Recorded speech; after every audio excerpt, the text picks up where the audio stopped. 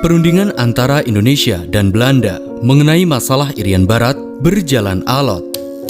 Pihak Belanda berusaha mengulur waktu dan terus-menerus menggaungkan propaganda anti-Indonesia di bumi Papua.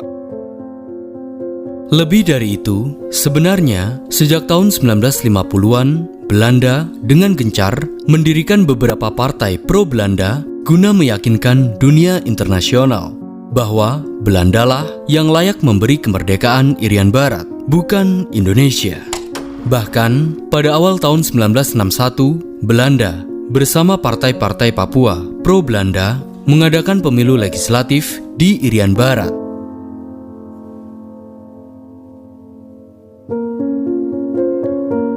Manifesto politik yang diprakarsai partai pro-Belanda ini menghasilkan beberapa kesepakatan. Di antaranya, pertama, Papua Barat sebagai nama baru negara Irian Barat. Kedua, bintang kejora sebagai simbol Papua dan digunakan sebagai bendera nasional Papua Barat.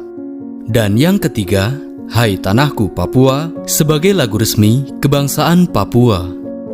Sekali lagi, orang-orang Papua yang tergabung dalam partai pro-Belanda ini nantinya akan bertransformasi sebagai organisasi Papua Merdeka atau OPM.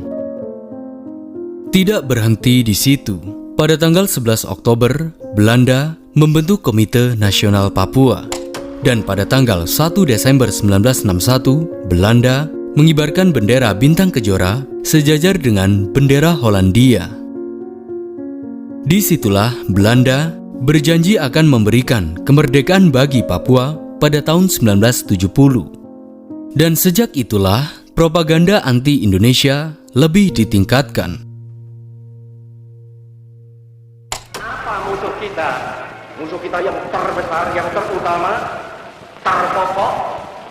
Musuh kita yang terpokok, terbesar, terutama ialah imperialisme.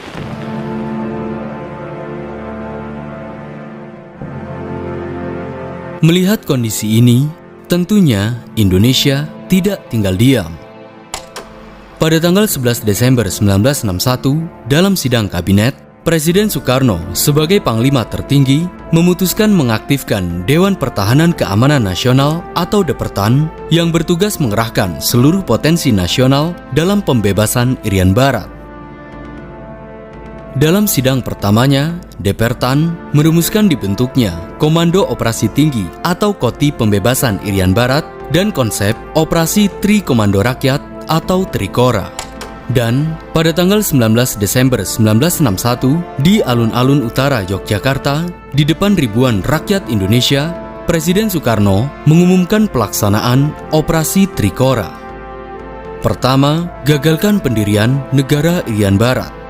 Kedua, kibarkan bendera merah putih di Irian Barat. Dan yang ketiga, bersiaplah untuk mobilisasi umum yang mencakup seluruh rakyat Indonesia untuk membebaskan Irian Barat dari imperialisme Belanda. Komando saya dengan tegas ialah gagalkan, hei seluruh rakyat Indonesia, gagalkan pendirian negara Papua itu. Apa komando saya lagi? Hei seluruh rakyat Indonesia, kibarkan bendera sang merah putih di Papua, di negara di Irian Barat itu. Tegas saya memberi komando ini, gagalkan negara Papua itu. Lebih dari itu, pada tanggal 2 Januari 1962 berikutnya, Presiden Soekarno memutuskan terbentuknya Komando Mandala, yakni gabungan dari Angkatan Udara, Angkatan Laut, dan Angkatan Darat Indonesia yang dipimpin oleh Maijen Soeharto.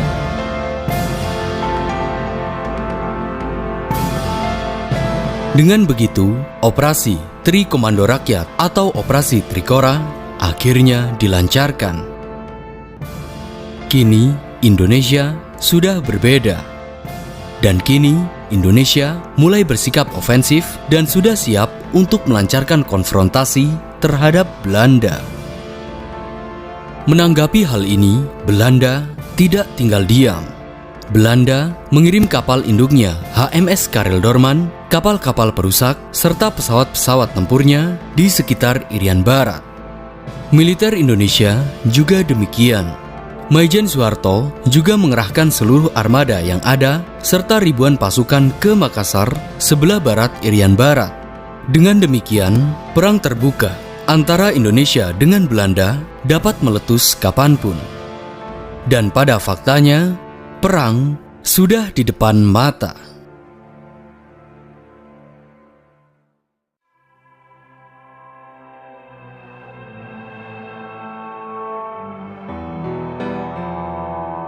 Kita mundur sebentar ke tahun 1961. Sejak masalah Irian Barat mulai menjadi pusat perhatian dunia, kondisi ini membuat Presiden Amerika John F. Kennedy khawatir jika masalah ini berlarut-larut akan menjadi peperangan yang bisa saja mengancam stabilitas keamanan Asia Pasifik. Ditambah lagi kekhawatiran AS akan campur tangan Uni Soviet. Mengingat jika hal itu terjadi, eksistensi Amerika dalam Perang Dingin terancam. Sejak itulah, Presiden John F. Kennedy mulai meninggalkan kebijakan netral pasif yang dilakukan oleh Eisenhower sebelumnya. Oleh karenanya, Amerika mulai berniat ikut campur. Semuanya dimulai dengan memainkan peran sebagai mediator dalam setiap negosiasi antara Indonesia dan Belanda. Pada tanggal 23 April 1961 misalnya, Presiden Kennedy mengundang Presiden Soekarno ke Amerika untuk memperbaiki hubungannya dengan Indonesia dalam diplomasi personal. Tak mau kehilangan kesempatan ini, Soekarno pun mendatangi undangan Kennedy. Saat mereka bertemu, Soekarno mengungkapkan bahwa militer Indonesia telah siap untuk menyerang Belanda. Kesiapan ini telah didukung penuh dengan alutsista yang didapatkan dari Uni Soviet. Menanggapi hal ini, Presiden John F. Kennedy menawarkan diri untuk menjadi penengah di tengah konflik antara Indonesia dan Belanda. Amerika meminta Indonesia agar tidak menyikapinya dengan kekerasan atau bahkan peperangan. We realize that they come on a mission of peace, and we want them to know that the people of this country share their great desire that the problems which disturb the tranquility of the world be settled in a peaceful manner. Disinilah Indonesia akhirnya mampu memainkan kartu asnya, yakni dukungan Amerika. Dengan begitu, Amerika maupun Soviet kini telah berpihak kepada Indonesia. Soekarno pun mulai memanfaatkan situasi ini dengan mendekati sekutu-sekutu Amerika agar mereka tidak memberi dukungan kepada Belanda jika perang terjadi. Di lain sisi, sebagai bukti atas keberpihakan Amerika, pada pertengahan Desember 1961, Kennedy berkirim surat kepada Jan de Quay, Perdana Menteri Belanda, agar pemerintah Belanda segera menyelesaikan masalah Irian Barat dengan jalan damai. Selanjutnya, pada tanggal 1 Januari 1962, AS mendesak PBB agar segera mengambil tindakan dan berperan aktif untuk mencari solusi atas sengketa Irian Barat. Namun, Indonesia hilang kesabaran, sehingga Soekarno mengumumkan adanya konfrontasi dengan Belanda dalam satu operasi besar, yakni Operasi Trikora.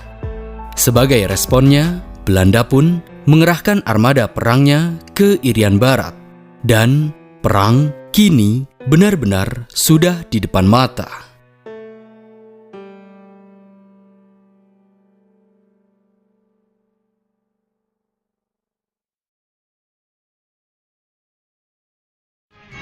Tanggal 19 Desember 1961, Presiden mengeluarkan perintah kepada seluruh rakyat Indonesia yang terkenal sebagai Trikora atau Tri Komando Rakyat. Dengarkan saudara-saudara, tegas saya memberi komando ini. Gagalkan negara Papua itu. Kibarkan bendera sang merah putih di Irian Barat. Dan sedialah akan datangnya mobilisasi umum. Mobilisasi umum yang mengenai seluruh rakyat Indonesia untuk membebaskan Irian Barat sama sekali daripada cengkeraman imperialisme Belanda.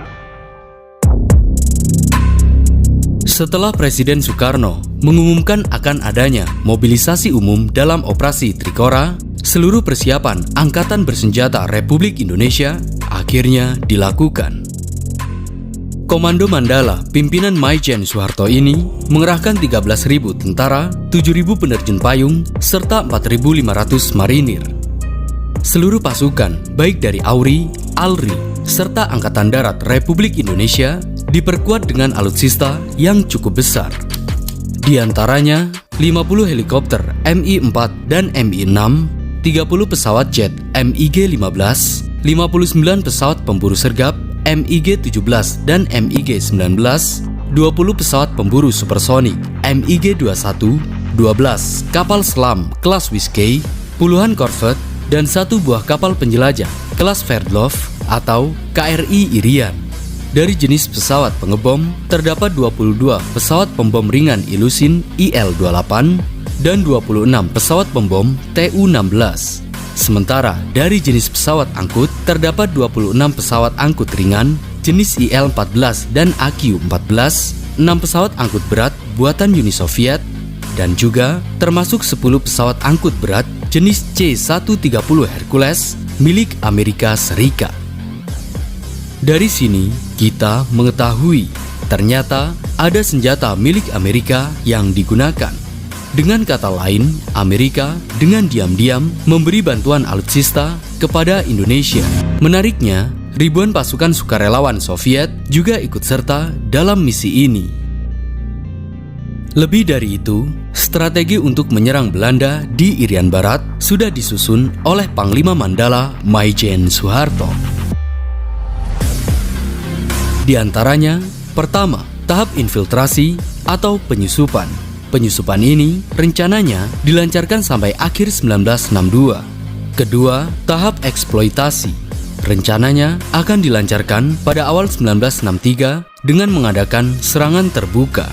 Dan yang ketiga adalah tahap konsolidasi yang rencananya dilancarkan pada awal 1964, yaitu dengan menunjukkan kekuasaan dan menegakkan kedaulatan Republik Indonesia secara mutlak di seluruh Irian Barat. Puncak serangannya akan dilancarkan pada tahap infiltrasi dengan melakukan serangan amfibi. Operasi dengan 16.000 pasukan dengan kekuatan 100 kapal perang ini merupakan operasi terbesar setelah operasi The Day. Untuk melancarkan operasi, pada tanggal 12 Januari 1962, ribuan pasukan AURI dan ALRI bergerak ke pangkalan militernya, yakni di sekitaran Kepulauan Ambon dan Maluku, serta Pulau Gorom. Dari sana, mereka berhasil menyusup dan mendarat di Fak-Fak, Irian Barat. Tanpa sepengetahuan pasukan Belanda, mereka terus masuk jauh ke pedalaman Irian Barat. Dan di sanalah mereka melakukan sabotase dan penghancuran objek-objek vital milik Belanda. Hanya saja, tak lama setelah itu, pertempuran yang tidak terduga terjadi, yakni pertempuran Laut Aru. 15 Januari 1962, di sekitaran Laut Arafuru, Maluku, 3 motor torpedobot ALRI yang terdiri dari KRI Macan Tutul, KRI Macan Kumbang, dan KRI Harimau melancarkan operasi rutin atau pengintaian. Hanya saja, ternyata mereka telah diamati oleh Angkatan Laut Belanda yang tengah berpatroli. Tepat pada pukul 00.15 tengah malam, di angkasa setinggi 3.000 kaki, tampak 2 pesawat terbang Firefly dan Neptune yang tidak berlampu melintasi formasi patroli ALRI. Sementara itu, radar mendeteksi adanya 2 kapal musuh yang bergerak mendekat. Tak lama kemudian, kapal Belanda itu menembakkan suar yang diikuti tembakan meriam. Beruntungnya, tembakan itu meleset.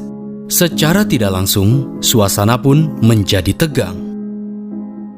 Melihat kondisi ini, Komodo Rios Sudarso segera mengambil alih pimpinan dan memerintahkan untuk melakukan serangan balasan.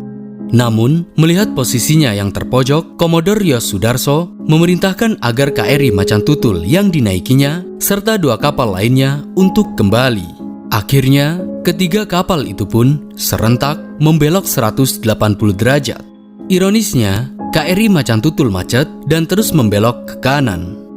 kapal-kapal Belanda mengira manuver berputar itu untuk menyerang mereka, sehingga mereka langsung menembaki kapal itu. Di tengah tembakan sedang berlangsung, Komodo Rios Sudarso meneriakkan perintah, "Kobarkan semangat pertempuran." Ironisnya, tak lama kemudian kapal-kapal Belanda lainnya menembakkan salvo bertubi-tubi sampai KRI Macan Tutul tenggelam. Dari peristiwa ini, sebanyak 39 pasukan termasuk Komodo Rios Sudarso gugur, dan 53 pasukan lainnya ditangkap oleh Belanda. Pertempuran ini dikenal dengan Pertempuran Laut Aru. Setelah menerima informasi mengenai peristiwa Laut Aru, Presiden Soekarno pun marah. Dan oleh karenanya, Koti memerintahkan Komando Mandala agar operasi serangan dipercepat.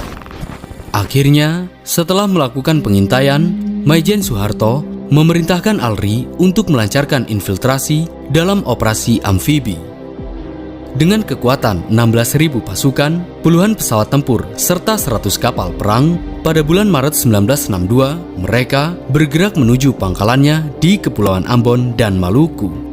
Akhirnya, sekitar 10 Agustus 1962, seluruh pasukan berhasil dimobilisasi secara penuh yang rencananya pada tanggal 14 Agustus 1962, seluruh pasukan ini akan dikerahkan untuk melakukan eksploitasi atau serangan secara terbuka terhadap pusat pertahanan Belanda di Biak dan Hollandia Jayapura.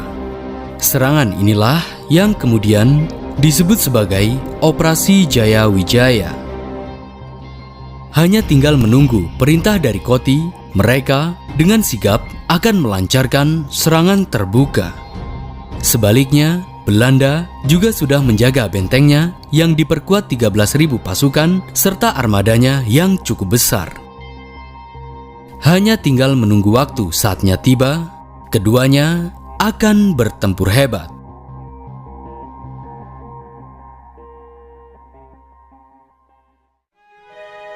In Dutch New Guinea, the tiny garrison is fully alerted in the wake of an abortive expedition by Indonesian forces. The rugged New Guinea terrain is well known to thousands of World War II GIs who fought fierce battles here. Today, this area makes headlines owing to a dispute between the Netherlands and Indonesia. Pada pertengahan tahun 1962, kejadian-kejadian dalam masalah Irian Barat terus berkembang dan semakin menegangkan.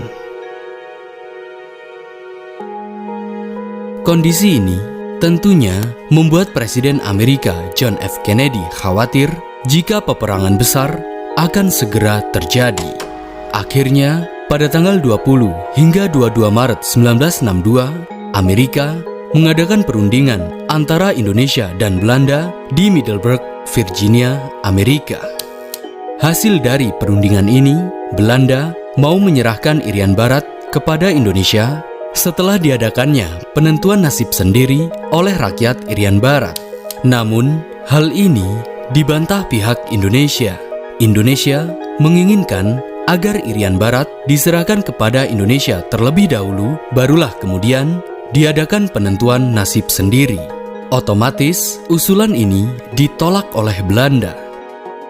Menanggapi hal ini, Ellsworth Bunker mengajukan usulannya yang terkenal dengan Proposal Bunker. Isi dari proposal ini adalah Irian Barat akan diserahkan kepada PBB.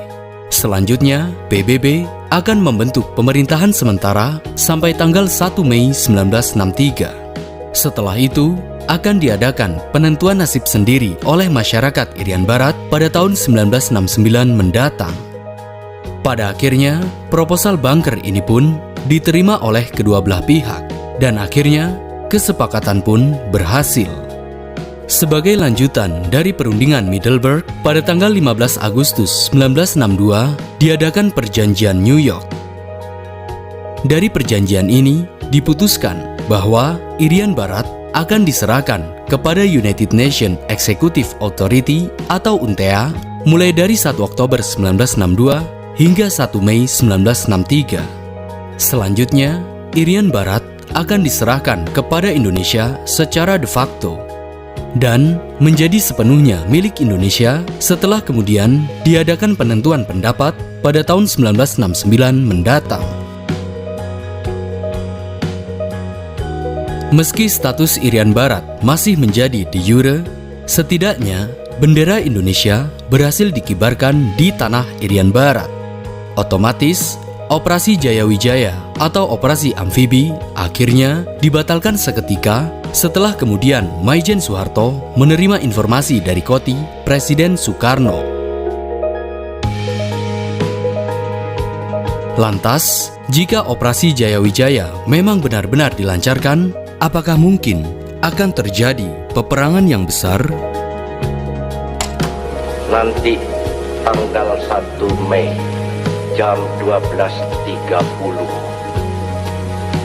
pemerintahan di Irian Barat mutlak akan jatuh di tangan.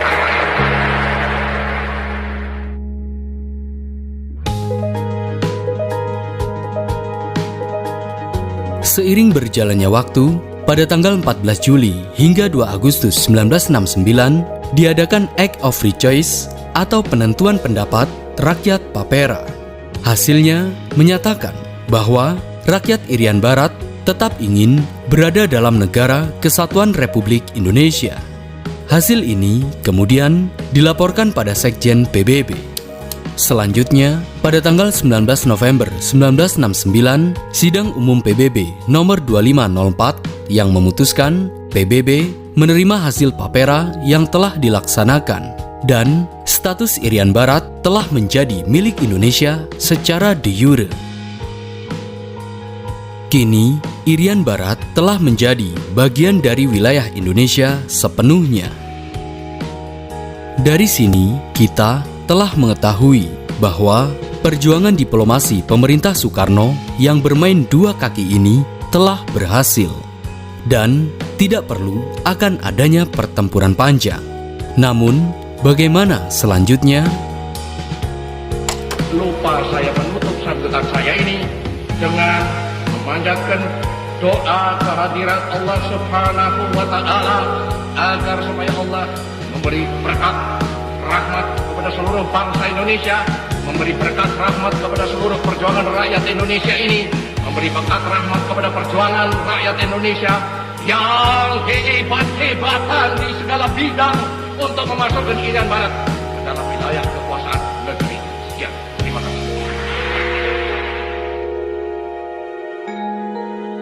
Sangat ironi, Presiden Soekarno, orang nomor 1 di Indonesia kala itu, yang memperjuangkan untuk mengambil tanah Irian Barat, tidak bisa melihat buah daripada perjuangannya sebagai presiden. Mengapa? Kita telah mengetahui. Pasca terjadinya peristiwa G30S pada tahun 1965, pemerintah Soekarno mulai melemah. Dan pada tahun 1967, ia harus lengser dari jabatannya dan jabatan Presiden Indonesia dilanjutkan oleh Jenderal Soeharto.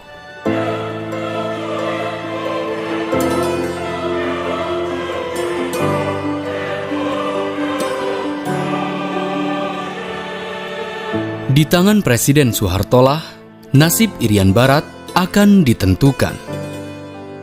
Memang, di masa Orde Baru, satu sisi, Presiden Soeharto membangun berbagai infrastruktur serta fasilitas di Irian Barat. Namun, di sisi lain, Irian Barat justru menjadi ladang bisnis para pejabat serta hanya segelintir orang. Terlebih, perusahaan asing yang terus-menerus mengeruk kekayaan alam bumi Papua. Jika memang Papua Barat menjadi bagian dari Indonesia, maka selayaknya rakyat Papua diperlakukan seperti halnya seluruh rakyat Indonesia, yang mana rakyat Papua juga layak merasakan keadilan sosial sesuai bunyi Pancasila kelima, yakni keadilan sosial bagi seluruh rakyat Indonesia.